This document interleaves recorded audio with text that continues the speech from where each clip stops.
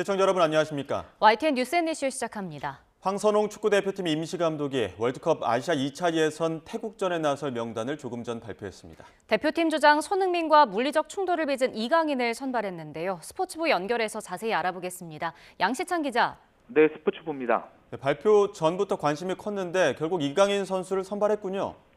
네, 축구협회가 조금 전 월드컵 2차 예선 태국과의 2연전에 나설 대표팀 명단을 발표했습니다. 말씀대로 파리 생제르맹의 이강인을 선발했는데요. 이강인은 지난달 끝난 카타르 아시안컵에서 주장 손흥민과 물리적으로 충돌하면서 하극상을 벌인 사실이 알려져 크게 비판받았습니다. 그래서 이번에는 이강인을 선발하지 않아야 한다는 목소리도 컸는데요. 하지만 이강인이 손흥민을 찾아가 용서를 구하면서 봉합하는 모습을 보인 만큼 축구로 팀과 팬들 앞에 사죄해야 할 기회를 주는 게 필요하다는 주장도 있었습니다. 황선홍 감독은 전적으로 이 결정은 본인이 했다면서 이번에 선발하지 않는다 해도 문제가 해결되는 건 아니라고 생각한다고 설명했습니다. 또 선발 전에 손흥민, 이강인 두 선수와 의사소통을 했다고도 밝혔습니다. 문제가 있다면 최대한 빨리 팀에서 해결하는 게 좋다고 판단했다고 덧붙였는데요. 아직 이강인 선발에 반대하는 목소리도 큰 상황에 내린 이 황 감독의 결단이 어떤 결과를 가져올지 지켜봐야겠습니다. 황 감독과 이강인은 지난해 열린 2022 항저우 아시안게임에서 금메달을 합작했고요. 이강인은 아시안컵이 끝난 뒤에 한동안 부진했지만 지난 6일 챔피언스리그 16강에서 음바페의 골을 어시스트하는 등 다시 예전 기량을 회복했다는 평가를 받고 있습니다. 네, 그리고 이번에 새 얼굴도 발탁됐죠. 네, 황선홍 감독이 국내 감독인 만큼 이 외국인 감독 체제에서 빛을 보지 못했던 K리거들의 선발 여부도 관심이었습니다. 지난 2021년과 지난해 K리그 1 득점왕에 오른 주민규가 이번에 생애 처음으로 태극마크를 달았습니다. 주민규는 올해는 아직 K리그에서 골을 넣지 못했지만 아시아 챔피언스 리그에서는 3골을 몰아치면서 여전한 득점력을 보여주고 있습니다. 최전방에서 조규선과 선발 싸움이 예상되고요. 또 K리그 돌풍의 팀이죠. 광주의 미드필더 정호연도 처음으로 대표팀에 승선했습니다. 이 밖에 엄원상과 이명재 등 K리거들이 대표팀에 중용됐고요. 또 백승호도 대표팀에 복귀했습니다. 대표팀은 다음 주 월요일인 오는 18일 소집돼서 21일과 26일 태국과 2026 북중미 월드컵 아시아 2차 예선을 연이어 치를 예정입니다. 지금까지 스포츠부에서 전해드렸습니다. 전공의들의 병원 이탈로 의료 공백이 시작된 지 어느덧 4주째를 맞았습니다. 정부는 오늘부터 군의관과 공중보건의를 투입했는데요. 이런 가운데 의과대학 교수들의 반발 수위도 높아지고 있어서 의료 공백 사태가 확산할지 걱정입니다. 취재기자 연결해 보겠습니다. 김혜은 기자. 네, 사회정책부입니다. 네, 전공의들에 대한 행정처분 절차가 진행되고 있는데 4,900명에게 통지서가 나갔죠. 네, 정부는 병원을 이탈한 전공의들 가운데 지난주까지 4,900여 명에게 면허정지 행정처분에 대한 사전 통지서가 발송됐다고 밝혔습니다. 지난 8일 기준으로 근무지를 이탈한 전공의는 11,900여 명으로 전체의 92.9%인데 나머지 이탈 전공의들에 대해서는 차례로 사전 통지가 이뤄질 예정입니다. 정부는 이르면 이번 주 미복귀 전공의들에 대한 사전 통지서 발송을 마무리할 예정입니다. 정부는 행정처분 예고 전이나 또 행정처분이 진행되는 중에 복귀할 경우 정상 참작해서 선처하겠다고도 밝혔습니다. 또 의사 커뮤니티 등에서 복귀 전공의들을 비난하는 행위가 있다는 점과 관련해 내일부터 전공의 보호 신고센터를 운영한다고 밝혔습니다. 복귀를 원하는 전공의가 겪을 수 있는 피해를 막아서 병원 복귀를 독려하겠다는 것으로 보입니다. 4주째 이어지고 있는 의료 공백을 해소하기 위해 오늘부터 의료 현장에 군의관 20명과 공중보건의사 138명을 투입했습니다. 이들은 앞으로 4주 동안 중증 응급 환자 의료 인력이 부족한 병원 20곳에서 근무하게 됩니다. 정부는 상황을 봐서 200명 정도를 2차로 투입할 방침입니다. 또 지난주 의결된 예비비 1,200억 원을 활용해서 인력이 부족한 상급 종합병원에 대체 인력을 투입할 계획입니다. 이와 함께 상급 종합병원이 중증 환자에 집중할 수 있도록 신규 외래 환자는 2차 병원에서 검사와 의뢰를 거치도록 하는 방안도 검토하고 있습니다. 네, 그런데 전공의나 전임의에 이어서 최근엔 의대 교수들까지 동조 움직임이 확산하는 분위기죠. 네, 전공의들에 대한 정부의 행정 처분이 본격화되면서 교수들의 반발도 이어지고 있습니다. 지난주 일부 교수들이 삭발을 감행하거나 개별적으로 공개사직에 나서기도 했는데 전국 30여 개 의대 교수 대표들은 지난 주말 비상총회에서 이런 교수들의 사직 움직임이 이어질 거라고 우려했습니다. 서울의대 교수협의회 비대위는 오늘 오후 긴급총회를 열고 집단 행동 여부 등을 논의할 방침입니다. 주말 동안 교수들의 의견을 모은 결과 전공의와 의대생들을 보호하기 위해 행동에 나서야 한다는 의견이 많은 걸로 전해졌는데 반발 움직임이 구체적인 행동으로 이어질지 주목됩니다. 또 서울 아산병원과 세브란스 병원 등 8개 병원 교수와 전문의 16명은 시국선언 온라인 서명을 받고 있는데 오늘 오전까지 수련병원 교수와 전문의 4,000명을 포함해서 6,400여 명이 서명에 동참한 걸로 파악됐습니다. 이와 반대로 보건의료노조는 의사들의 진료 거부 중단과 대화를 촉구하는 범국민 서명운동을 시작해 의사단체를 압박하고 나섰습니다. 정부는 의대 교수들의 움직임에 대해 환자 곁을 지켜달라고 호소하면서도 의대 증원 정책 2,000명 증원에 대해서는 양보할 수 없다는 강경한 입장을 보이고 있습니다. 이번 주 의대 교수들의 행동이 본격화하느냐에 따라 4주째를 맞는 의료 공백 사태가 분수령을 맞을 것으로 보입니다. 지금까지 사회정책부에서 전해드렸습니다.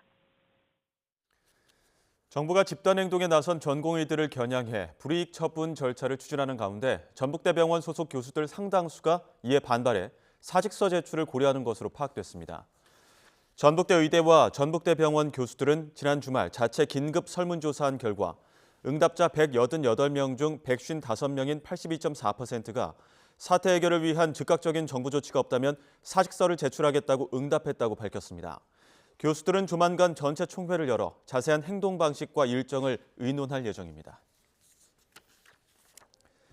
부산대 의대 교수들이 전공의 사법 처리와 의대생 유급이 시작되면 집단 사직하겠다고 밝혔습니다. 부산대 의대 교수협의회와 부산대병원, 양산 부산대병원 교수회는 기자회견에서 이같이 밝히고 정부의 조건 없는 대화를 촉구했습니다. 또 의대 정원 2,000명 증원은 합리적 근거가 부족한 총선용 포퓰리즘이라며 대학 내 의견을 살펴보지 않고 이를 받아들인 부산대 총장은 사퇴해야 한다고 주장했습니다. 의대생 집단 유급 사태가 현실화하고 있는 가운데 이주호 부총리 겸 교육부 장관이 전국 의과대학 학생단체 대표에게 대화를 제안했습니다. 이주호 부총리는 의대협 대표가 모레 저녁 6시까지 대화 의사를 밝힌다면 학사 운영 정상화와 학생 학습권 보호에 대해 함께 논의하겠다고 밝혔습니다. 어제까지 의대생이 제출한 유효한 휴학계는 5,400여 건으로 의대 재학생의 29%에 달하고 10개 학교에서는 수업 거부가 확인됐습니다. 총선을 30일 앞두고 지역구 공천 마무리 단계에 접어든 정치권은 본격적인 선거운동 체제 돌입을 준비하고 있습니다. 여야 모두 주요 격전지를 돌며 총력전을 예고하고 있습니다. 국회 취재기자 연결합니다. 임성재 기자. 네, 국회입니다. 네, 우선 여야 대표 행보에 관심이 쏠리고 있죠. 네, 지난주 충청과 경기 남부 등 주요 격전지 탈환을 위한 힘싣기에 주력한 국민의힘 한동훈 비대위원장, 오늘은 경기 고양시를 방문합니다. 이 고양시의 서울 편입과 경기 남북도 분도 가능성 등을 논의하는 회의 등을 통해 이 지역 주민 표심 공략에 나서는데요. 특히 고양시는 지난 총선에서 국민의힘의 전신 미래통합당이 한석도 얻지 못한 만큼 이 지역을 거점으로 경기 북부 주요 지역의 탈환을 함께 노리겠다는 보관으로도 해석됩니다. 시민들을 많이 뵙고 많은 것을 배우고 저희가 뭘 해드릴 수 있고 어떤 자세로 일할 것인지를 잘 말씀드리려고 합니다. 그 고향 같은 경우는 저희가 경기 서울 이 생활권을 리노베이션 하는 것의 축 중에 하나거든요. 민주당 이재명 대표는 홍성과 천안 등 이 충청 지역을 찾습니다. 지원 유세를 통해 지난해 있었던 해병대 최상병 순직 사건의 수사 외압 의혹을 부각할 것으로 보이는데요. 이 당시 국방부 차관이었던 신범철 전 차관은 천안갑 여당 후보로 확정됐습니다. 책임을 물어야 될 신범철 전 국방부 차관, 임종득 전 국가안보실 차장, 공천장까지 줬습니다. 국민의 진실규명 요구에 대한 윤석열 정권식의 화답입니다. 민주당은 앞으로도 이른바 정권 심판 벨트 지역구를 돌며 이 지지를 호소한다는 계획입니다. 네, 또 여야가 선대위 구성에도 속도를 내고 있다고요. 네, 먼저 여당은 한동훈, 인요한 투톱 카드 가능성이 거론됩니다. 이 지역구 선거는 한동훈 위원장이 키를 잡고 이 비례위성 정당인 국민의 미래는 이 비례 공천을 신청한 인요한 전 혁신위원장을 간판으로 내세울 수 있다는 건데요. 이 혁신위원장 시절 당내 쇄신을 외치고 여기에 호남 출신인 인 전 위원장이 가져올 이 외연 확장 효과에 대해 고심하는 기류가 감지됩니다. 이와 관련해 한동훈 위원장은 비례대표 후보가 결정 안 된 상태라며 이 많은 분이 힘을 합쳐 일했으면 좋겠다는 원론적인 입장만 밝혔습니다. 민주당은 이재명 대표와 이해찬 전 대표, 김부겸 전 총리의 3톱 선대위 체제가 검토됩니다. 이 공천 과정에서의 비명 횡사 논란으로 확대된 계파 갈등을 수습하고 이 단일 대우로 총선에 대비하자는 취지로 보입니다. 다만 김부겸 전 총리 측은 실질적인 통합 선대위 가능성 등을 두고 막판 고심을 이어가는 분위기입니다. 제3지대의 움직임도 바쁘게 돌아갑니다. 이낙연 대표의 새로운 미래는 오늘 선대위 출범식을 열어 민주당 탈당파 설훈, 홍영표, 김종민, 박영순 의원 등을 전면에 내세우며 이 본격 총선 체제에 돌입했습니다. 개혁신당은 이준석 대표와 이원욱 의원 등의 경기 화성 공천을 확정하는 등 이 경기 남부 반도체 벨트에 연일 공을 들이고 있고, 이 저국혁신당은 가수 리아와 이규원 대구지검 부부장 검사 등이 포함된 영입 인사 입당식을 진행했습니다. 네, 지역구 공천이 사실상 마무리된 가운데 여야 비례대표 공천 역시 주목되는 부분이죠. 네, 여당 비례위성정당에는 용산 대통령실 출신 인사가 상당수 지원했습니다. 이 시스템 공천 기조에 따라 앞서 지역구 공천에선 대통령실 출신 인사 상당수가 공천을 받지 못했는데요. 이 비례위성 정당을 통해 우회 입성하는 것 아니냐는 지적에 대해 여당 측은 대통령실 출신이라고 역차별을 받는 건 역시 문제일 수 있다면서 이 접수가 끝난 만큼 후보 면면을 보고 국민 눈높이에 맞는 공천을 하겠다고 설명했습니다. 야당에선 조국혁신당과의 관계가 고민 지점입니다. 민주당이 주도하는 범야권 비례위성 정당의 비례대표 몫이 그만큼 줄어들 수밖에 없기 때문인데요. 여기에 범야권 출신 인사의 이력 논란까지 불거졌습니다. 비례 1번 전지혜 후보가 과거 한미연합훈련 반대 시위 등을 벌여온 반미단체에서 활동한 전력과 관련해 여당은 민주당이 종북 세력의 국회 진입의 길을 열어주고 있다고 비판을 이어가고 있습니다. 지금까지 국회에서 전해드렸습니다. 더불어민주당 공천 갈등 과정에서 지난달 27일 최고위원직을 사퇴했던 고민정 의원이 지금은 윤석열 정권의 폭주를 막는 게 우선이라며 최고위원에 복귀했습니다. 고 의원은 오늘 최고위 회의에 참석해 비상식적이고 퇴행적인 윤석열 정권 폭주를 멈추기 위해선 각자의 위치에서 할 수 있는 모든 방안을 실행해야 한다며 이같이 말했습니다. 해병대 최상병 사망 사건 수사 외압 의혹의 정점으로 지목돼 수사를 받는 이종섭 전 국방부 장관이 어제 호주로 출국했습니다. 법무부가 이 전 장관에 대한 출국 금지를 해제한 지 이틀 만에 대사 부임지로 향한 건데 관련 수사가 차질을 빚을 수 있다는 우려가 커지고 있습니다. 보도에 김다연 기자입니다. 주 호주 대사로 임명된 이종섭 전 국방부 장관이 인천국제공항을 통해 호주 브리즈번으로 출국했습니다. 애초 지난 8일 출국 예정이었는데 도피성 출국 논란 속에서 표를 취소했다가 일정을 다시 잡은 겁니다. 이 전 장관은 수사 외압 의혹과 관련해 피의자 신분으로 고위공직자 범죄수사처 수사를 받고 있습니다. 공수처는 최상병 사망 사건 수사 보고서가 경찰에 이첩됐다가 국방부로 회수되는 과정에 이 전 장관이 부당하게 개입한 건 아닌지 의심하고 있습니다.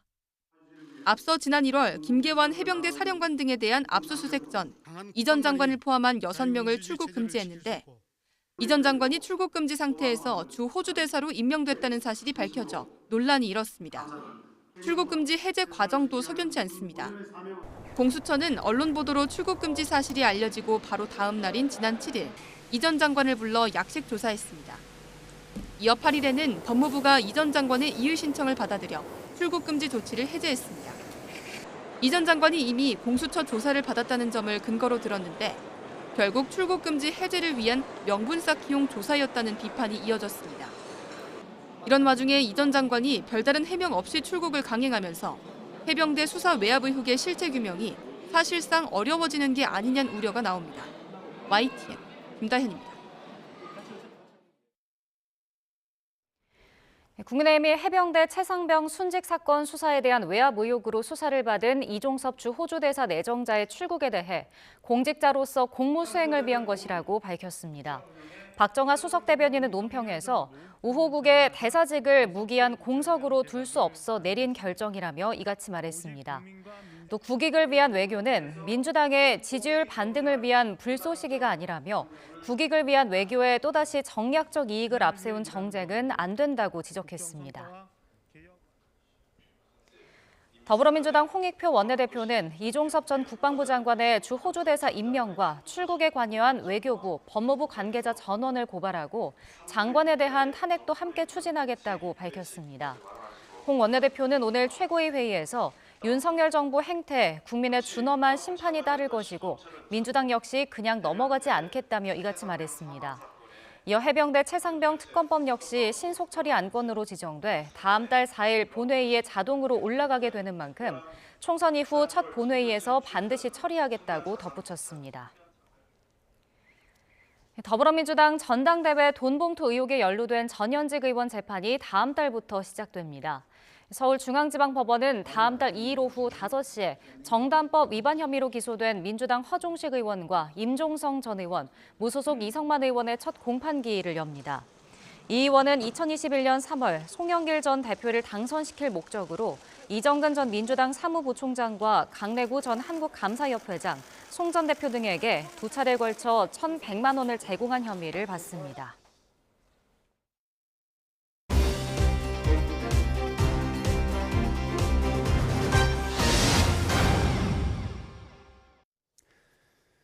YTN은 22대 총선을 한 달 앞두고 여야 공약을 검증하는 연속 보도를 마련했습니다. 첫 순서로 각 당의 선거 전략을 상징적으로 엿볼 수 있는 1호 공약을 나혜인 기자가 짚어봤습니다. 더불어민주당은 예산안 심사가 한창이던 지난해 11월 총선 1호 공약으로 간병비 지원 문제를 꺼내들었습니다. 정부가 짠 원안에 관련 예산이 삭감된 점을 파고들어 자녀 부담을 걱정하는 노년층 표심을 자극했습니다. 간병비로 한 달에 최대 500만 원을 쓰는 수준입니다. 간병 파산, 간병 실직, 심지어 간병 살인 같은 비극적인 일들까지 벌어집니다. 고령화 속도를 고려하면 예산 복원만으론 부족하다며 당장 요양병원 간병비부터 건강보험을 적용하겠다고 약속했습니다. 상대적으로 정부 여당의 호의적인 어르신은 물론 부양 책임을 진 중장년층까지 겨냥했습니다. 이 정부 여당은 이에 대한 구체적인 대책을 전혀 내놓지 못하고 있는 안타까운 실정이고 가족들이 간병 지옥으로부터 해방되는 그런 대한민국을 반드시 만들어내겠다. 국민의힘은 1호 공약으로 저출생 극복을 내걸었습니다. 당의 총선 정책 과제인 격차 해소에 초점을 맞춰 중소기업에 다니는 맞벌이 부부들의 육아 부담을 덜겠다고 공언했습니다. 스타트업과 중소기업은 우리 청년들이 활약하는 터전입니다. 일하면서 아이를 키울 수 있는 환경을 제대로 만드는 것이 우리 국가의 미래를 지키는 일이라고 생각합니다. 아빠 유급 휴가를 의무화하고 유연근무제 정착, 대체인력 지원과 같은 정책을 추진해 경력 단절을 막겠다고 강조했습니다. 아이가 초등학교 3학년이 될 때까진 언제든 쓸 수 있는 돌봄 휴가를 약속하며 젊은 부부들의 표심을 공약했습니다. 최저급여에도 미치지 못하는 현재의 육아휴직급여를 210만 원까지 인상하겠습니다. 자녀가 아플 때는 회사 걱정 없이 오직 돌봄에만 집중할 수 있도록 하고자 합니다. 거대 양당은 저마다 지지세가 약한 연령층이 좋아할 1호 공약을 준비했습니다. 지역 소멸 대응이나 공영방송 독립성 보장 같은 공약으로 차별화에 주력한 군소정당과 달리 외연을 넓혀야 선거에서 이길 수 있다는 공식을 따른 것으로 보입니다. 하지만 표만 주면 지킬 수 있는 약속들인지는 확실치 않습니다. 간병비 부담 완화는 지난 대선 때 여야 후보가 모두 공약했고 21대 국회에서 관련 법안이 여럿 발의됐지만 해결되지 못했습니다. 일과 가정의 양립 역시 아이 낳기를 망설이는 가구의 마음을 돌리기엔 턱없이 부족하다는 지적이 나옵니다. 간병비를 급여화하고 건강보험에서 보조해 준다라면은 그렇다면 그 많은 재정을 누가 감당할 것인가라는 실제 사용하면 그 불이익을 당하는 그 불리한 처우를 그대로 홀로 감당해야 되는 근로자에 대한 어떤 배려, 거기까지 어떤 세심한 고민이 있었는가에 대해 21대 총선 공약 이행률은 51%. 유권자의 기대가 실망으로 바뀌는 일이 반복될수록 정치 불신이 커질 수 있다는 점은 유념할 대목입니다. YTN 나인입니다. 네, 오늘의 정치권 이슈 김철현 경일대 특임 교수, 정기남 조선대 정치외교학과 객원 교수 두 분과 이야기 나눠보겠습니다. 어서 오십시오. 안녕하십니까. 총선이 오늘로 딱 한 달 앞으로 다가왔습니다. 여야 공천도 대부분 마무리되고 본격적인 선거전에 돌입을 했는데 이재명 대표가 어제 기자회견에서 여당을 강하게 비판했고요. 또 이에 대해 한동훈 위원장도 입장을 밝혔습니다. 함께 들어보시죠. 국민의힘은 국민에 대한 최소한의 예의조차 지키지 않고 있습니다. 그야말로 폐륜 공천으로 국민을 능멸하고 있습니다. 국정 실패를 책임지기는커녕 오히려 그 책임자들에게 국회의원 후보 공천장으로 꽃길을 깔아주는 폐륜 공천입니다. 존경하는 국민 여러분, 그리고 사랑하는 당원 동지 여러분, 민주당은 국민의 기대와 눈높이에 맞춘 혁신 공천으로 공천 혁명을 이뤄냈습니다. 옥동자를 낳으려면 진통은 피할 수 없습니다. 가지를 치고 낡은 껍질을 벗겨내야 국민의 심판대에 부끄럽지 않게 설 수 있다고 믿습니다.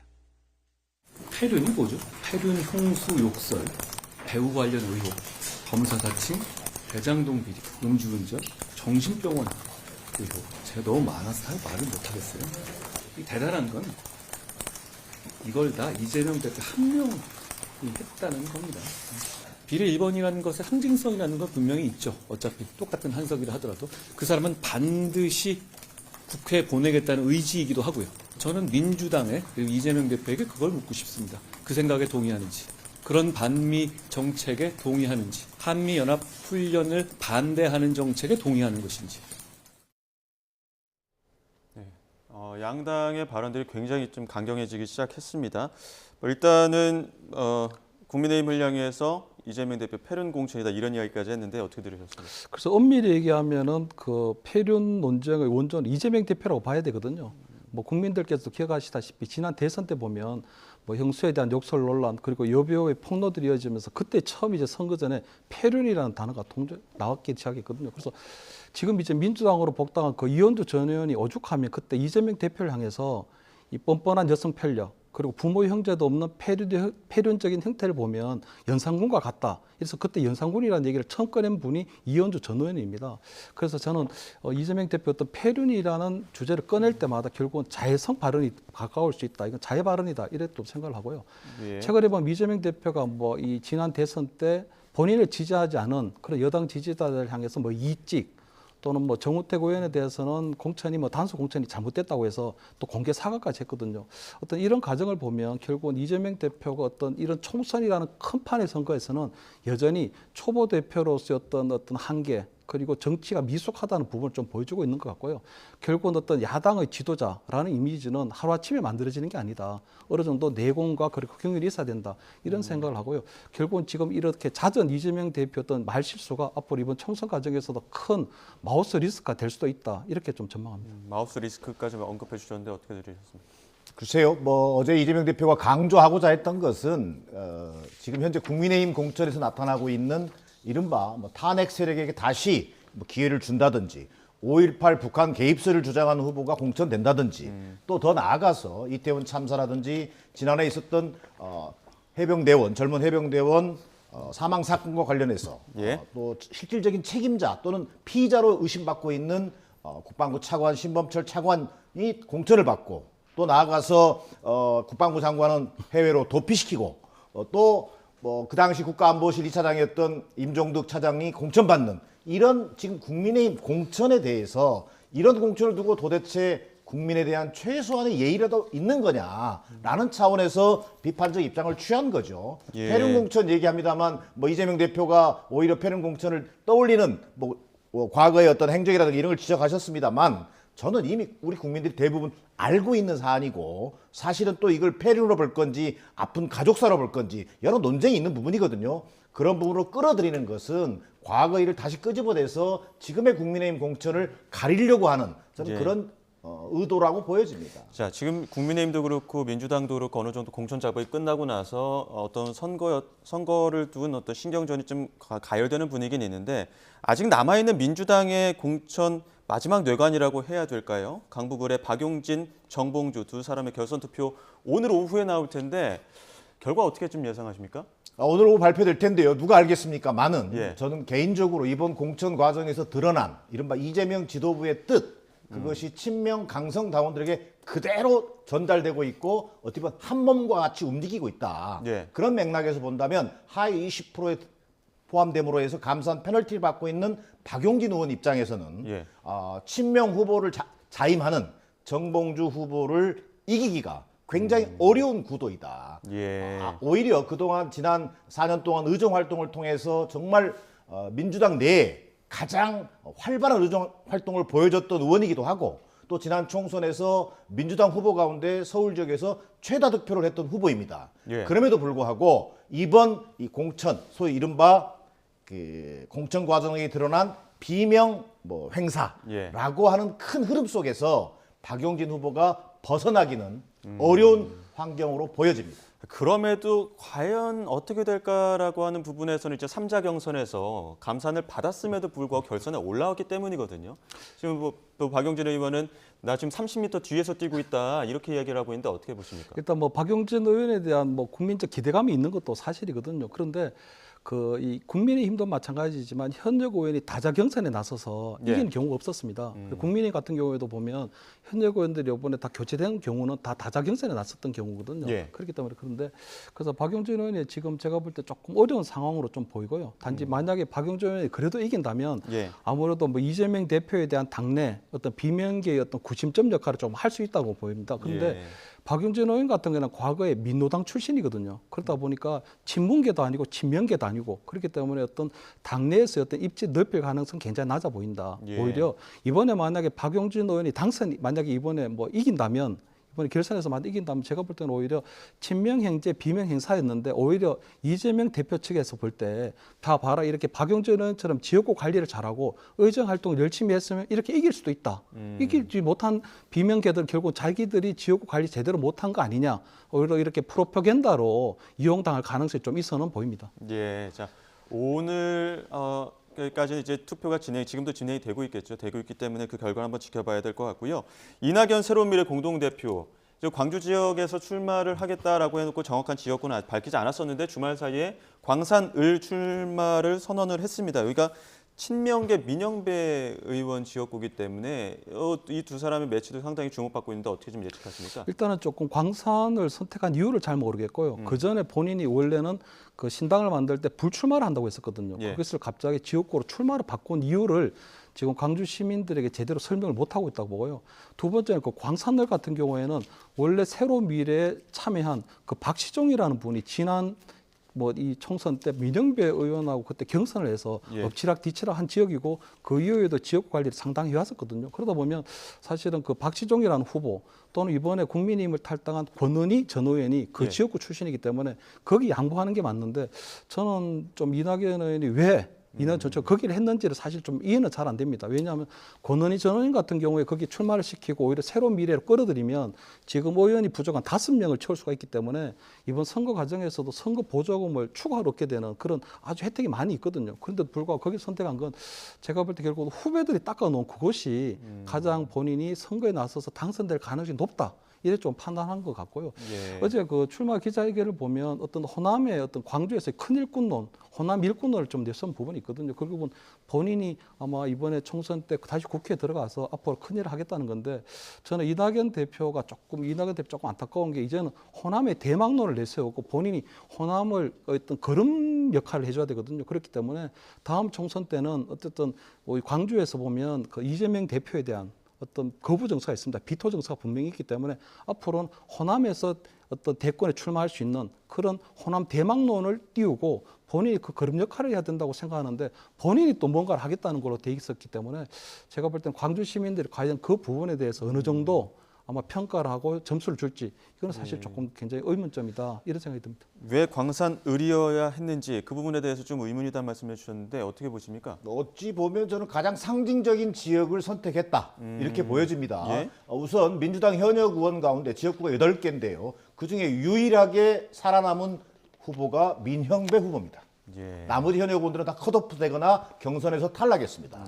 이런 과정에서 친명 후보, 호위무사를 자처하는 민형배 후보 지역구를 선정했다는 점에서 그 나름대로 이재명 당대표와 각을 세울 수 있는 가장 상징적인 지역구가 될 수 있다. 이런 판단을 했을 것 같고요. 예. 또 앞서 우리 김철원 교수도 얘기했습니다만 권은희 후보라든지 또 박시종 예비 후보라든지 두 분 다 사실은 친 이낙연 후보에 대한 어떤 뭐랄까 지원 또는 직간접적인 지지 의사를 피력한 것들도 내부적으로 조율된 것으로 보여집니다. 권희 의원 같은 경우에도 양보하겠다. 양보의 의사를 했죠. 피력했지 않습니까? 그리고 더 나아가서 민형배 의원이 예. 기회 있을 때마다 재선이 되면 광주시장에 도전하겠다라는 그런 또 지역 내에서는 그런 의견들이 여론이 팽배합니다. 예. 그런 속에서 강기정 지금 현 시장과 이낙연 후보와의 뭔가 보이지 않는 서로의 어떤 그 힘을 합치려고 하는 움직임 이런 것들이 광산을을 선택하게 된 저는 배경으로 보여지고요. 예. 궁극적으로는 역시 가장 광주 지역 가운데 당선 가능성이 높은 지역이 어디인지에 대한 시뮬레이션 결과 광산을을 선택했을 걸로 보여집니다. 예. 자, 이제 딱 30일 남았습니다. 30일 동안에 과연 지금 민심이 어디로 흐를 것인가는 여러 번 지금 또 요동칠 수도 있겠죠. 근데 만약 내일 당장 선거다 했을 때 지금까지의 성적표를 본다고 하면 어디에쯤 점수를 더 후하게 주실까요? 일단은 뭐 국민의힘이 다소 앞서가고 있는 거는 사실인 것 같습니다. 지난 총선 때 보면 너무 적언이 없이 사실적거든요. 예. 그래서 어떻게 보면 총선의 어떤 결과표를 전체적으로 판도를 좌우하는 게 어디 수도권인데 수도권에서 보면 최근에 서울에서 그 지지율이 상당히 많이 올랐거든요. 특히 예. 그 역대 총선 때마다 스윙보터 지역이 수도권 한 122곳 가운데 한 70곳 정도 되는데 그중에서 적어도 한 절반 정도를 만약에 국민의힘이 가져올 수 있다면 거기 보통 2%에서 한 3% 차이로 많이 당락이 엇갈렸거든요. 그렇게 된다면 적어도 뭐 이 국민의힘 같은 경우에는 지난 총선 때 122석 가운데 16석밖에 차지하지 못했기 때문에 이번에 한 30석에서 한 40석 정도 풀어난다면 한 140석에서 150석까지는 넣을 수 있지 않을까 이렇게는 좀 보입니다. 그런데 아마 그 역대 총선 때 보면 그 이명박 정권 때도 정부 심판론이 총선 때 등장했거든요. 예. 근데 2012년도에 보면 박근혜 그때 선대위원장이 이끌어가지고 그때는 오히려 그때 새누리당, 그러니까 국민의힘이 151석을 얻었었어요. 그 2020년대 문재인 정부 때도 보면 총선 때 정권 심판론이 믿기지 않았거든요. 그래서 지금 아마 민주당에서는 계속적으로 정권 심판론을 이번 총선에 화두로 가져가는데 지난 역대 총선 결과를 보면 실질적으로 총선 어떤 정권 심판론은 전혀 먹히지 않았다. 좀 그런 생각이 듭니다. 예. 어떻게 보면 지금의 어떤 여소야대 국면을 벗어날 수 있을 것이라고 좀 어떻게 좀 전망을 하시는 상황인 일단 거죠? 왜냐하면 이재명 대표가 뭐 선거도 시작하기 전에 워낙 뭐 151석이다 아니면 1등밖에 안 될 거라고 워낙 다운사이징을 하고 워낙 선거 패배에 대한 책임을 벗어나려고 하는 전략만 펼치고 있기 때문에 국민의힘으로 볼 때는 이재명 대표가 워낙 아킬레스건이어서 조금 좋은 성적이 나오지 않을까 이렇게 기대합니다. 예, 정 교수님 어떻게 보십니까? 나름대로 윤석열 대통령에 대한 심판론, 윤석열 정권 2년에 대한 심판론이 여전히 작동하고 있다는 점에서 야당에게 기회가 있는 건 사실이다. 그럼에도 불구하고 예. 이번 공천 과정에서 보여준 또 분열상, 또 뭐 예를 들면 친명 비명 논란이라든지 또 실질적으로 야권의 분열, 새로운 미래의 어떤 창당이라든지 이런 일련의 과정은 대단히 민주당으로서는 위기감을 가질 수 있는 국면인 것 같다. 예. 그리고 실제 어찌 보면 한두 달 전만 해도 민주당이 가지고 있던 엄청난 자산을 공천 과정을 통해서 다 까먹은 느낌이 강하다. 예. 지금 이 시점에서 만약에 선거를 치르게 된다면 지금 민주당이 제1당을 하기 어려운 환경으로 보여집니다. 예.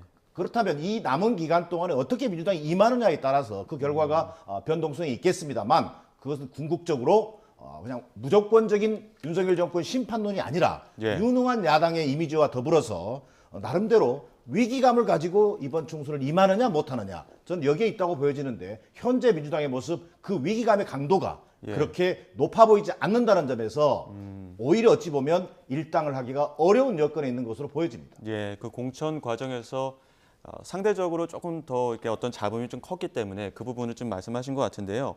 이 부분은 어떨까요? 비례대표 1번, 좀 한동훈 위원장도 지적한 부분입니다.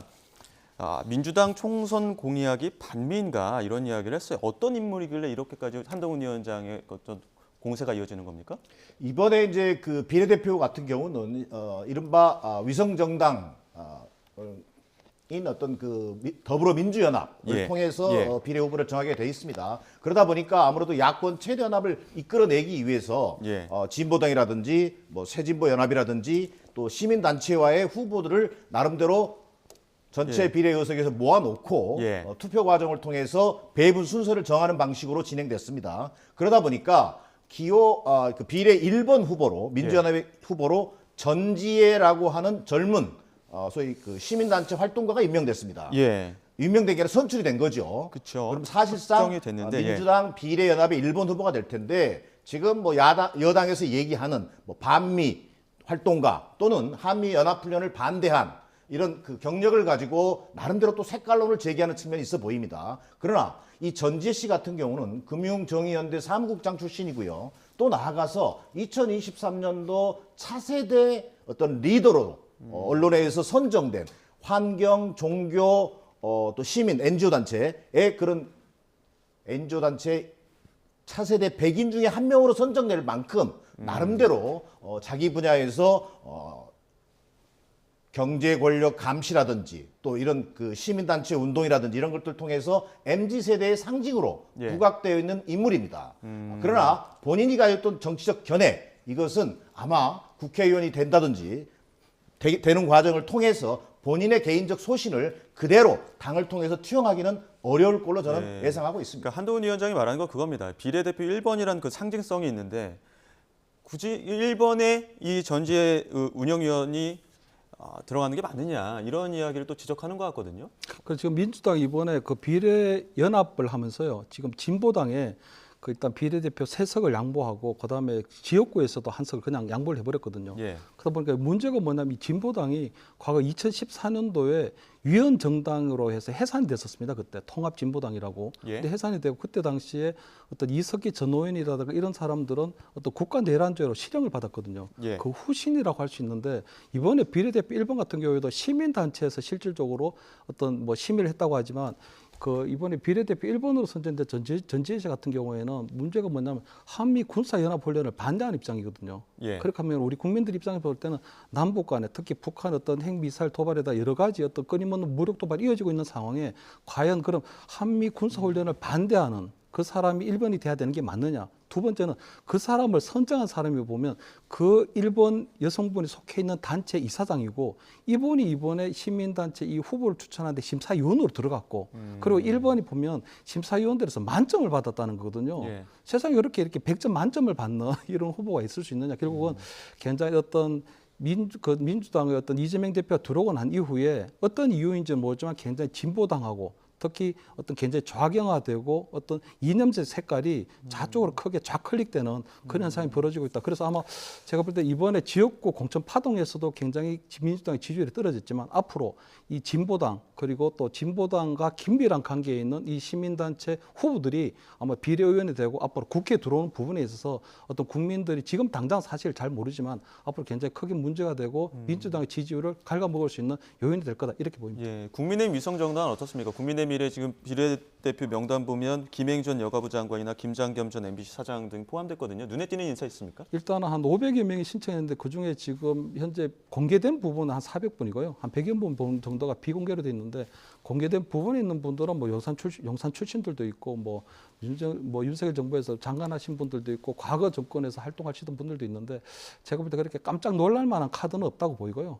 뭐 인요한 혁신위원장 같은 경우도 지금 비공개로 신청된 부분이기 때문에 아마 100여 분 정도의 어떤 비공개 그 가운데서 저는 뭐 청년이든 아니면 여성 배려든 아니면 호남 배려든 어떤 국민들에게 좀 어필할 수 있는 새로운 카드가 좀 필요해 보인다 이렇게 보입니다. 지금 한동훈 위원장의 영입인지 한 20명 정도의 호남 출신 인사 그리고 뭐 외교, 국방, 환경 이런 쪽의 어떤 인사들은 지역구보다는 비례대표에 좀 몰린 경향이 있다 이렇게 얘기를 하고 있거든요. 어떻게 좀 판단하십니까? 글쎄요. 비례대표가 이제 공모를 마감했으니까 어떻게 발표될지 모르겠습니다만 500여 명 가운데 저는 눈에 띄는 인사들이요. 역시 좀 후안무차다고 할 정도로 이를테면 김장겸 전 MBC 사장 같은 경우요. 언론 탄압 유죄 판결 후에 지난 2월 달에 사실 사면받은 후보입니다. 그러니까 어느덧 은근슬쩍 비례대표 공천을 합니다. 그럼 이건 약속 사면 아니냐는 논란을 불가피할 겁니다. 그다음에 인요한 위원장 지난 대통령실에 혁신위원장 시절에 대통령실에 아무 소리도 하지 못하고 질질 끌려다니다가 결국은 총선 불출마한다더니 또 비례로 신청한다고 합니다. 뭐 이런 일련의 과정을 통해서 지금 국민의힘의 비례대표 공천 과정 자체가 얼마나 투명한 절차를 통해서 또는 이루어지고 있는 것인지에 대한 전 논란이 불가피할 걸로 보여집니다. 더더욱이나 비례대표의 지금 후보로 입후보한 여러 후보들 중에 대통령실에 인연을 맺고 있던 행정관 출신들, 이른바 지역구에서 컷오프된 사람들이라든지 경선에 탈락한 사람들, 그다음에 현역 의원 중에서 컷오프된 사람들 다수가 비례대표에 참여하고 있는 걸로 볼 때 이 비례대표의 원래 취지에 맞는 공천인지에 대해서는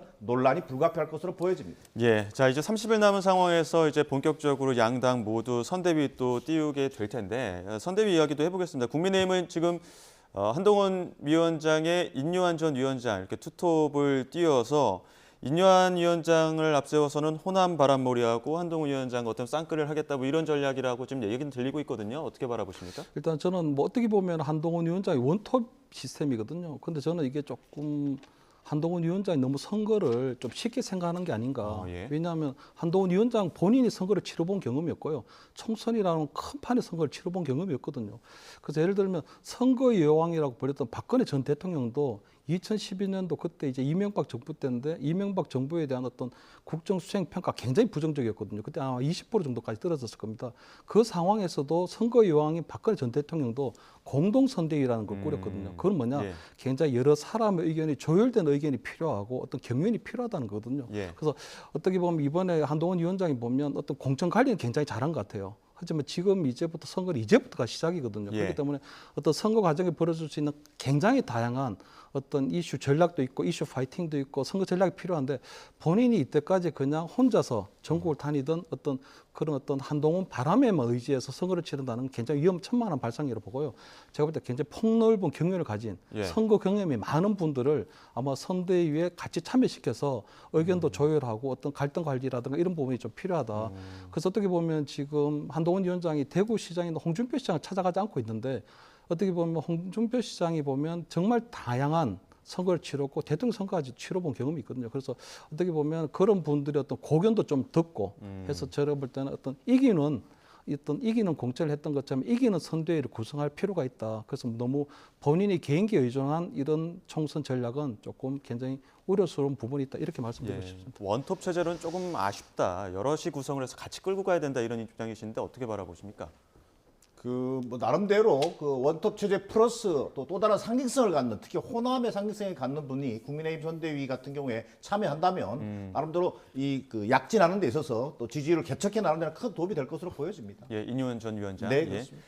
그 민주당은 어떻습니까? 민주당도 지금 선대위 출범한다고 하는데 여기는 이재명 대표 포함해서 이해찬 고문, 김부겸 전 총리에서 삼톱 체제 지금 유력하다라고 나오고 있고 그 외에도 다른 인사들까지 포함할지 말지 부분에 대해서 지금 검토하는 부분이 있는 것 같은데 어떻게 바라보십니까? 민주당 선대위의 핵심은 이재명 대표가 이선 후퇴를 전제로 하고 통합선대위를 꾸리느냐 아니면 이재명 대표를 포함해서 이를테면 김부겸, 이해찬 뭐 이런 분들이 가세하는 공동선대위원 체제로 가느냐 저는 여기에 갈려있다고 보여집니다. 그러나 어쨌든 지금의 선택 방향은 이재명 대표가 참여하고 이해찬, 김부겸 전 총리가 포함하는 이른바 3인 체제로 가는 것으로 보여집니다. 자, 그런데 다소 아쉬운 부분은 지금 민주당 지지층 내에 이번 공천 갈등을 통해 파동 과정에서 호남과 수도권 또 40대, 50대 지지층에서 이완 현상이 나타나고 있습니다. 뭐 이런 부분을 어떻게 다 잡을 수 있을 것인가가 선대위 구성에서도 인적 구성에서도 반영이 돼야 될 텐데 과연 호남이라고 하는 부분을 어떻게 커버할 것인지 호남 유권자들의 마음을 달랠 수 있는 소위 카드는 없는 것인지 또 그다음에 두 번째 더 나아가서 수도권의 젊은 층을 소구할 수 있는 선대위원장 후보는 없는 것인지 이 세 분이 가지고 있는 여러 가지 장점에도 불구하고 그 공백을 어떻게 메꿀 것인지에 대한 고민이 좀 부족해 보인다는 점에서 아직도 지금의 상황을 위기 상황으로 보지 않는 좀 평면적인 선대위 구성으로 보여집니다. 타겟책이 조금 더 필요하다 이런 말씀이신데요. 자, 이 부분도 한번 이야기해 보겠습니다. 이종섭 전 국방부 장관 앞서 잠시 언급해 주셨는데 호주 대사로 어제 출국을 했습니다. 민주당이 공항까지 찾아가서 이 전 장관의 출국을 비판하기도 했었는데 오늘 아침에는 또 특검을 해야 한다는 목소리도 지도부에서 나왔습니다. 국민의 입장까지 묶어서 같이 듣고 두 분 이야기 나눠가도록 하겠습니다. 그리고 여기에서 외압의 의혹의 어떤 당사자들이 줄줄이 지금 은폐되거나 뭔가 어디로 지금 호주 대사로 보내는 것 자체가 저는 이것은 증거인멸 범인 은닉죄 아니냐 사실은. 무슨 낯짝으로 그 사람이 호주 대사를 갑니까? 왜 그 사람을 호주 대사로 보냅니까? 저는 특검을 해야 된다. 특검 주자. 네, 그러면 당연히 해야죠. 지금 이미 이런 상태에서 호주 대사를 보내고 하는 것 자체를 보면 특검 안 하고 이게 어떻게 규명이 되겠습니까? 그러니까 그렇게 정말 핵심적이고 이분이 이 의혹의 이제 중심에 있는 분이라면 왜 공수처가 그동안 몇 개월 동안을 소환 조사도 한 번 하지 않고 뒤늦게 출국 금지가 계속 연장을 했다 하더라고요. 소환 조사도 한 번도 하지 않고 그러다가 이제 선거 때가 돼서 이 문제를 이슈로 들고 나온 것인가? 공항까지 가서 팻말 들고 저는 이제 선거 운동하신 거라고 저는 생각을 하는데 민주당이 지금 어떤 출구를 찾아야 되는 그런 상황에서 이것을 꺼내 왔다 그렇게 생각합니다.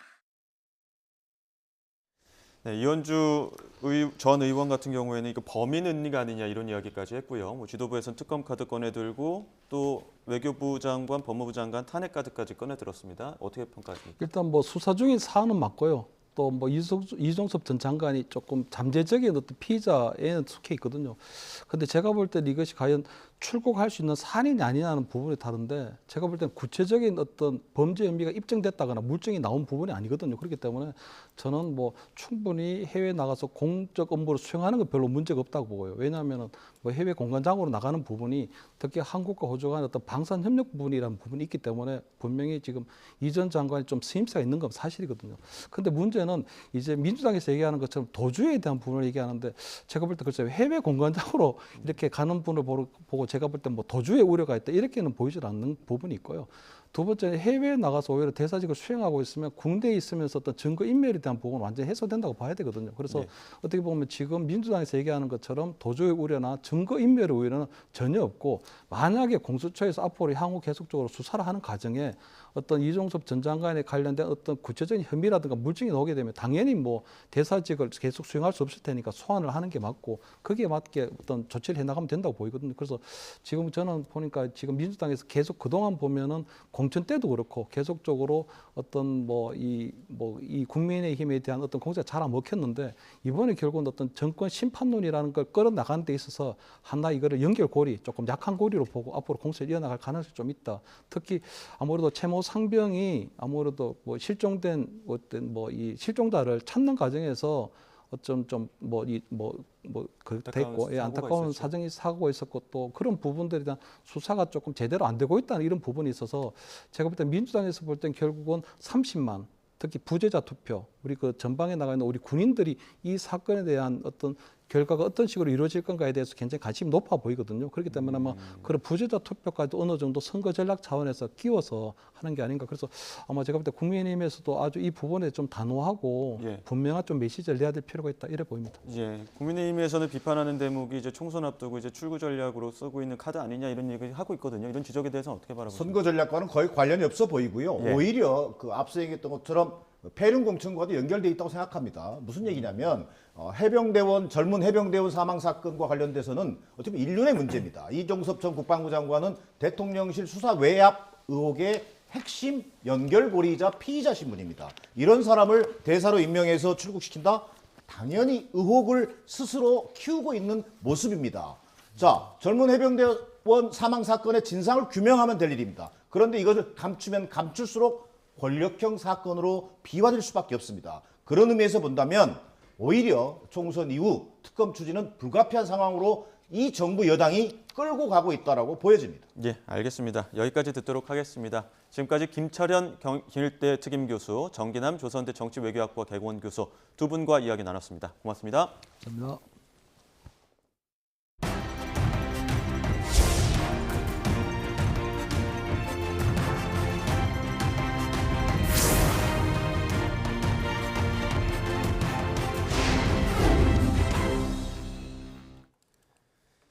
경남 통영시 욕지도 인근 해상에서 전복된 어선의 실종 선원 5명을 찾는 수색 작업이 사흘째 이어지고 있습니다.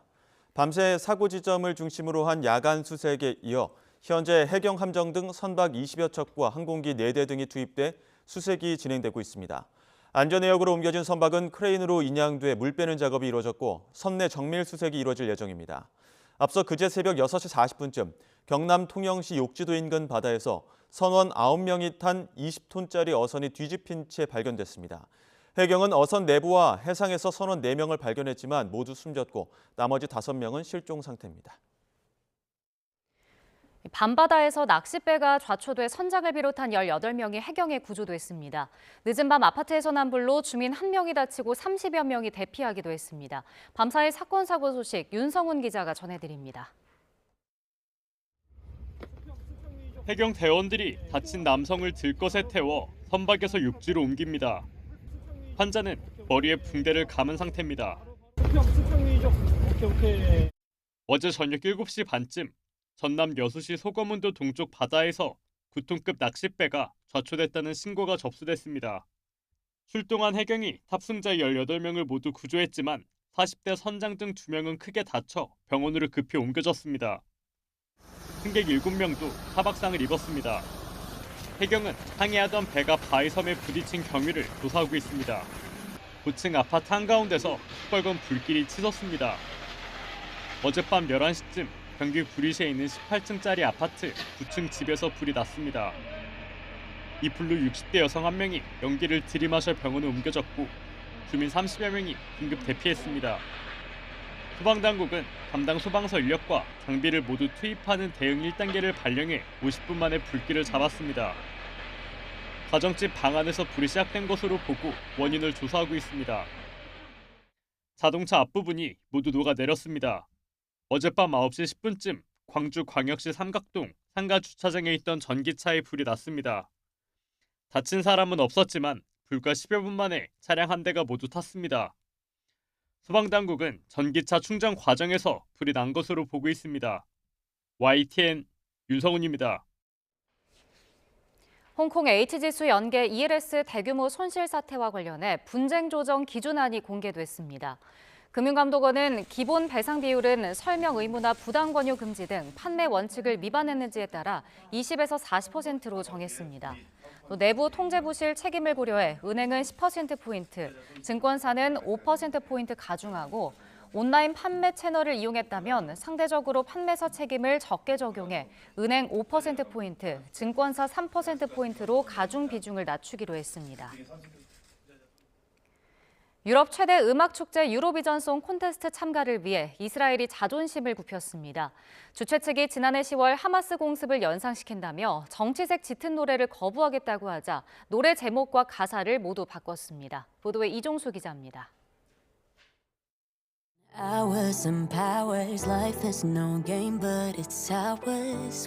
이스라엘 가수 이든 골란이 부른 노래 허리케인.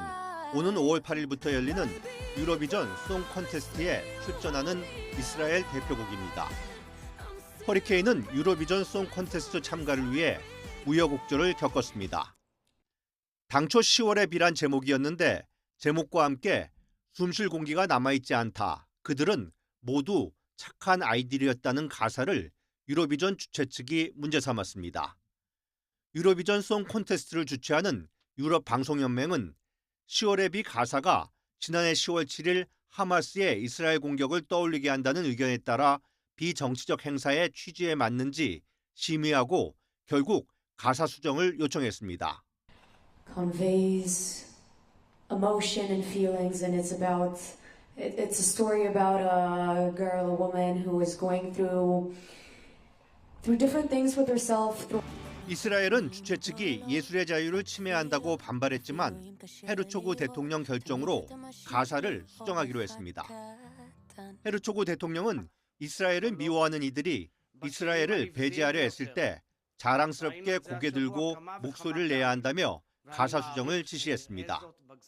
이에 따라 노래 제목은 10월에 비해서 허리케인으로 가사도 개인적 감정을 더 표현하는 내용으로 수정했습니다. Still, we all came to one beautiful song that we're all very happy, and that will represent our country with pride. 1956년부터 시작돼 지난해 시청자 수가 1억 6,200만 명에 이른 유로비전 송 콘테스트. 유럽뿐 아니라 중동 등에 막대한 영향을 미치고 있고 아바, 셀링디옹, 올리비아 뉴튼 존 등 유명 가수를 배출한 월드스타의 등용문입니다. YTN 이종수입니다. 한 주의 시작인 오늘 꽃샘추위가 물러났습니다. 오늘 서울 낮 기온은 11도까지 올라서 포근하겠는데요. 다만 오늘과 내일 봄비가 이어지면서 아쉽게도 하늘은 흐립니다. 비는 오늘 오후 호남과 제주도를 시작으로 점차 그 밖의 남부지방으로 확대하겠습니다. 밤에는 중부 곳곳에도 비가 시작되겠는데요. 내일 오전이면 비구름이 전국을 뒤덮겠습니다. 내일까지 내리는 비의 양은 제주도에 최고 30mm, 경남에 최고 20mm가 되겠고요. 서울 등 중부에는 5mm 안팎이 예상됩니다. 기온이 낮은 강원과 제주 산간에는 많게는 5cm의 눈이 쌓이기도 하겠습니다. 오늘 낮 동안 중부에서는 하늘만 흐리겠습니다. 다만 빗방울이 떨어지는 곳도 있겠고요. 제주도에서는 비가 돌풍과 벼락을 동반해서 요란하게 내리겠습니다. 오늘 낮 기온은 어제와 비슷해서 포근하겠습니다. 서울 11도, 광주와 대구 13도 예상됩니다. 내일 전국에 내리는 비는 오후면 대부분 잦아들겠고요. 비가 그친 뒤에는 주 후반까지 기온이 오름세를 보이겠습니다. 날씨였습니다. 이어서 뉴스앤이슈 2부가 방송됩니다. 저희는 잠시 뒤에 돌아오겠습니다.